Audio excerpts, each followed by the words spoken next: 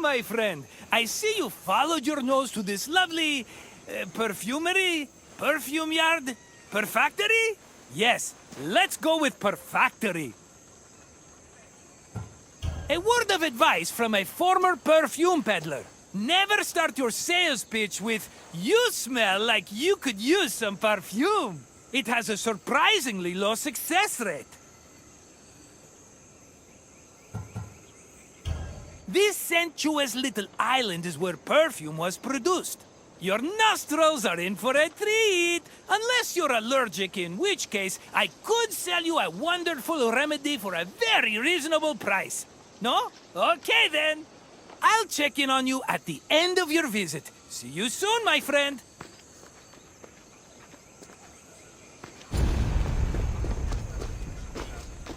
Perfume-making techniques were invented and perfected in Mesopotamia and Egypt, beginning in the 4th millennium BCE. By the time of the Mycenaean era, perfume played an important role in the Greek economy. Mostly reserved for kings, priests, and aristocrats in the beginning, it later became more widely available during the classical and Hellenistic periods. Greeks used perfume for more than just personal cosmetics. It also had sacred uses.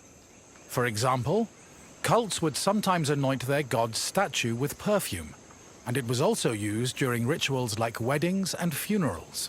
Food and wine could also be scented with perfume to add to a meal's presentation.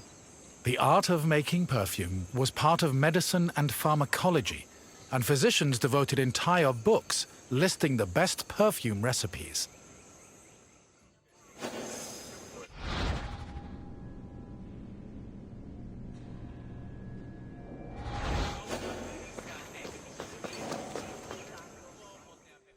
Perfume is made up of two main components: a greasy substance, called an excipient, like vegetable oil or animal fat, and an odorous substance, such as flowers and plants. For ancient Greeks, the most common excipient was olive oil. According to Theophrastus, however, the most valuable oils were those extracted from nuts in the Syrian and Egyptian deserts. The odorous ingredient could be taken from a variety of sources. These include flowers like roses or lilies, herbs like oregano, spices like saffron, resins like amber, and leaves from plants. Some fragrances were also imported from outside of Greece, like Indian cinnamon and Syrian frankincense. These exotic scents were considered exceptionally precious.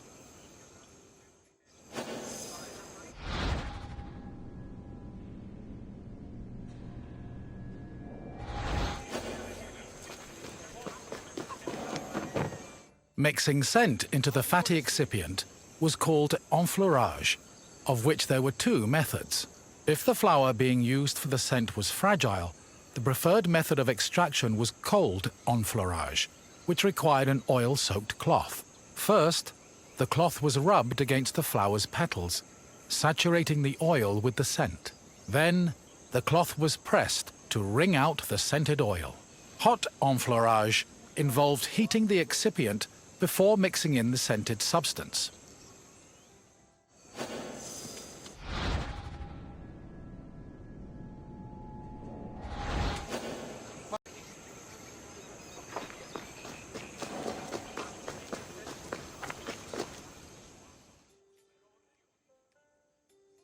The hot enfleurage process consisted of heating and distillation. After the scented ingredients were dipped into heated oil, the mixture was then filtered before being pressed and decanted. Once the mixture was complete, spices, coloring agents and fixatives were added, along with preservatives to prevent the perfume from spoiling. Finally, the liquid was hermetically sealed in bottles, ready to be shipped to market.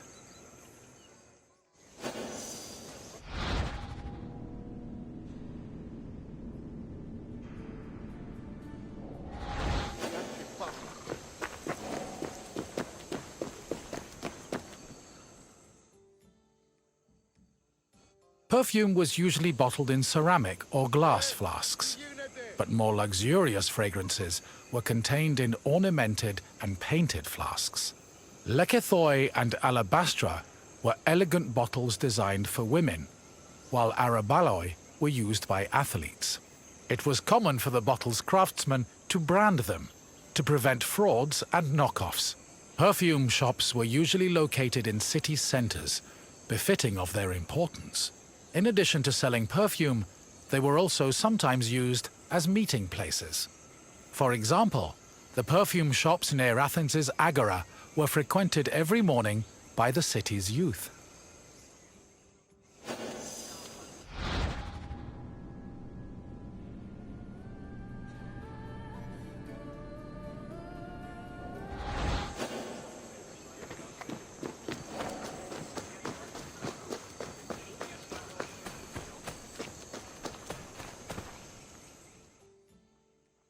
The main purpose of perfume was to attract members of both the opposite and the same sex. We can trace this practice back to a scene in the Iliad, where Hera used perfume to seduce Zeus. Similarly, hymns about goddesses like Demeter and Aphrodite always mention their pleasant smell, further solidifying the belief that scent and seduction went hand in hand. However, perfume was also a mark of social status. Athletes covered themselves in perfumed oils during their training and at symposia, and citizens were judged based on how anointed, shiny, and perfumed their bodies were.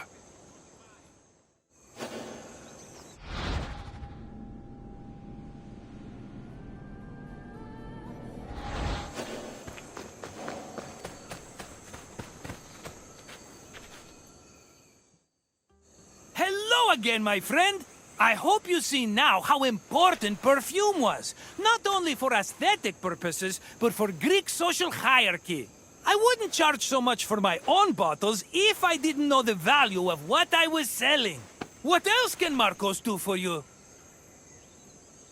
Good idea. Let's start with an easy question. Which of the following is an example of an excipient? Yes, olive oil makes a great excipient. And dressing, and medicine. Honestly, we pour that stuff on everything, including ourselves. And question 2. What is enfleurage? Correct. Enfleurage involved mixing the perfume scent into an excipient. We're almost done. Just one more question. In the Iliad, which goddess used perfume to seduce Zeus? Yes, Hera poured a saucy scent on herself to get her husband's attention. You did it! You've completed the test! Your wish is my command. Follow me.